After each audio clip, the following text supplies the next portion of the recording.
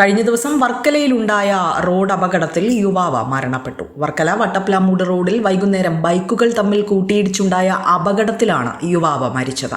വർക്കല ചെറുകുന്നം സ്വദേശി മുഹമ്മദ് റാസിനാണ് മരണപ്പെട്ടത്.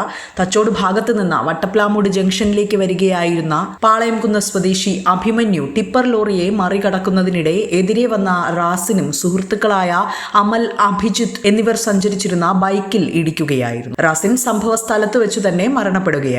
തലയ്ക്ക് ഗുരുതരമായി പരിക്കേറ്റ അമൽ, അഭിജിത്ത് എന്നിവരെ തിരുവനന്തപുരം മെഡിക്കൽ കോളേജ് ആശുപത്രിയിലും അഭിമന്യുവിനെ പാരിപ്പള്ളി മെഡിക്കൽ കോളേജ് ആശുപത്രിയിലേക്കും ചികിത്സയ്ക്കായി മാറ്റിയിരിക്കുകയാണ്.